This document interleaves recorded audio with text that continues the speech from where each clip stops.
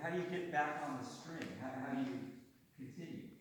So that it takes a lot of sort of planning in the bow. I think maybe this I think is much easier if we're not too far out in the bow. Or I mean, you could play on the string, sort of mark it. If you want to come off the string, it's important, people so far away.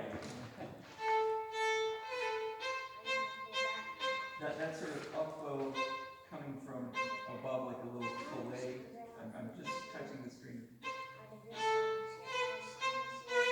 It works best not in the middle of the bow, but at the balance point, which, as we know, is somewhere, a third or so up the bow. I'm going to drop my bow, but somewhere there. So you want to be, when you're playing these sort of offy strokes, you want to be sort of between there and the middle.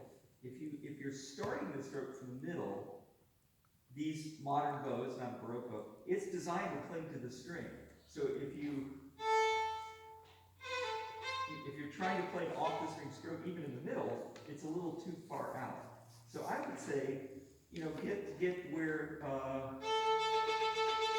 right near the balance point. It's about somewhere, third or so up the bow, and make sure that the first note you play finishes where you want to start that up bow. So that means the first note of the piece has to be pretty low. You want to try that? So just try starting it lower, and don't go past the middle. At least in that for the first measure, for the first note. Can you just try that? Just play the first phrase. Yeah, I think can you start really way down here? Oh, I'll tell you what, play, can you just play that?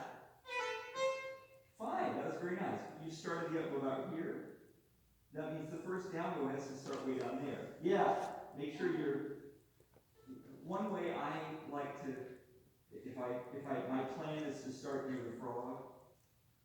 If I can do a pizzicato with my first finger, I'm probably pretty close to the frog.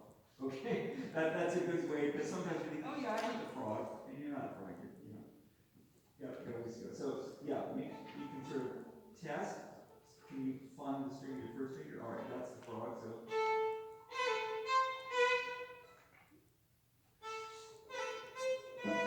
Right, so go ahead and use as much bow as you were using before. Just put it all down a little low.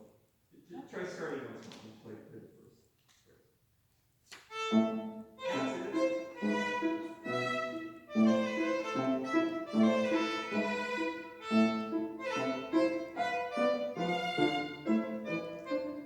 Okay, look, I think already you've got much better control over those little collé strokes. Now, since now we're playing down low in the bow, we're not using the arm quite as much, or I think we could use the arm less, but we need to rely on finger flexibility and wrist flexibility now for these strokes. So as you play, we can just do the same thing again. It's great starting low. But when you play the double up, make sure you're using your fingers to curve into your hand, pulling with your ring finger. Then your bow's in a position for that down bow. Okay, so do everything you just did, but with a lot more flexibility in your fingers. So you see, play the music from your fingers and your wrist, and leave your shoulder relaxed. Try that.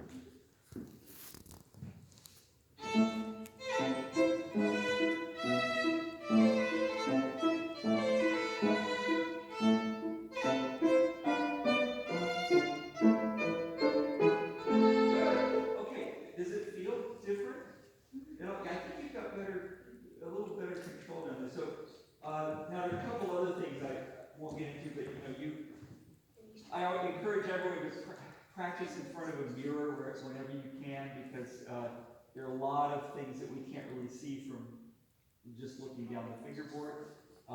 You want to make sure that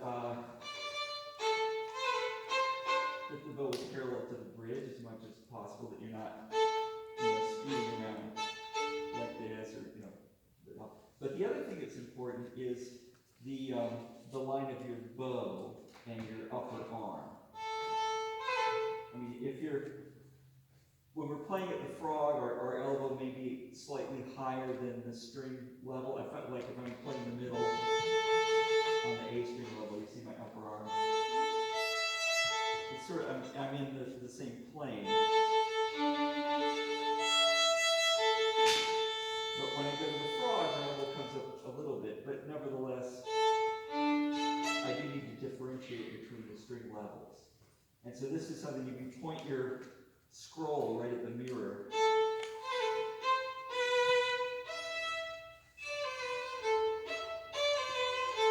I can see whether my upper arm is in the right plane. Sometimes I feel like your arm is a little high for where your bow is, for the string. I mean, your elbow's going to be higher at the frog than down there. But can you try one more time? Everything that you're just doing these things I asked right away. That's terrific. So low in the bow, flexible fingers. Try to make sure that your elbow's not too far above the stick, and also keep your violin sort of level with the ground. Sometimes I think you're dipping down because you're focused, concentrating on the bow, and then it's pretty hard to play things. So put the violin in a place where it can be, where the string can be worked on, Okay? Okay, one more time.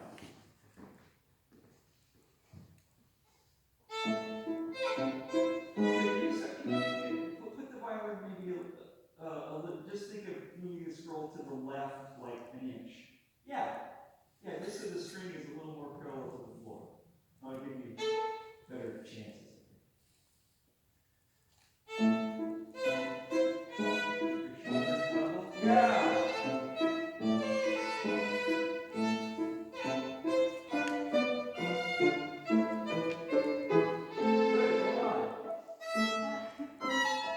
Yeah,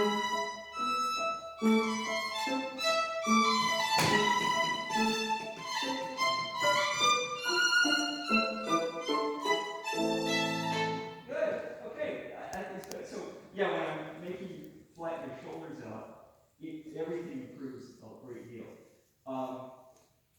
So the first phrase is all kind of on the A string, right? But then everything comes home to roost if we're tipped over like this and then we suddenly have to play the E string. I mean, you're not doing it. But it's like playing on the ceiling or something. No. So when you go to the E string, bring the E string up to the bow a little bit.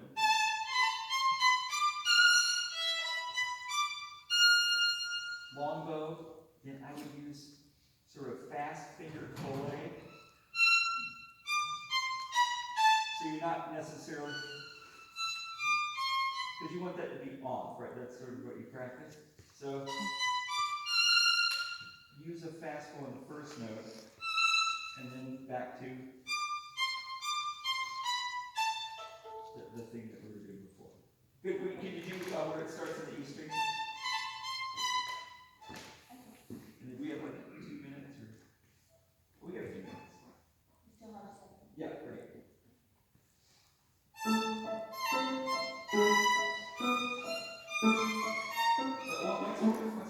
So, wait for your left hand. Yeah, you got plenty of time. Follow the left. Good.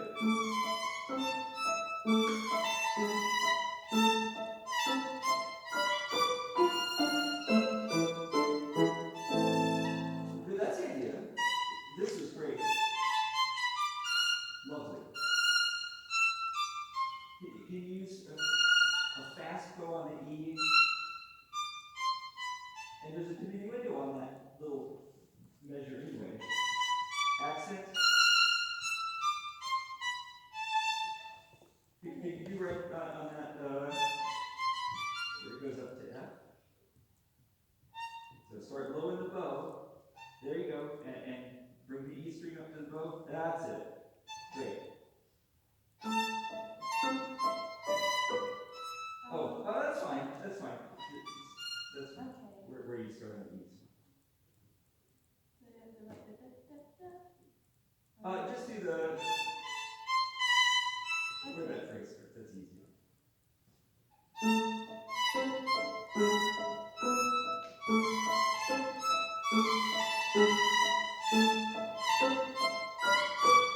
Fast bow. Yeah, maybe try it. Just play F, E, down, up. Let's see how you get back to the frog on the first note. Okay.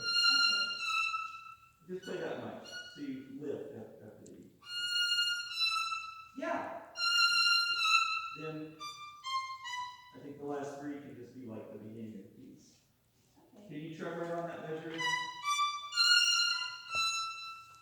Right on B, 2, 2, 4, B. Yeah, but you just try it by yourself. Just that much. So 2, 2, 4, 3, and get to the front on 3. And go. Yeah. Okay, that's it. Do that with the piano. That was excellent. Yeah. Okay. Pretty good. Very good. Yeah, that's excellent. Yeah, I hope you take a video, right? Yeah, that's okay. That's perfect. Well, I want you to watch it afterwards because you can see, I can tell, I'm sure you can all hear when she puts the violin in a better position, you have better control of the bow, you get it's terrific. So watch the video. I encourage my students, it's so great now with iPhones and iPads and everything, we can video ourselves all the time. And it's a great resource. I never had that when I was a kid. I just had to take it on faith that my teacher told me that was out of tune. It really was out of tune. With videos that we could really see, oh my gosh, I need to get into your workout. Yeah. Well, great job. I think we need to make sure we don't get behind. So, super. Yeah, watch the video, you'll see what exactly I'm talking about. Good, thank you, thank you.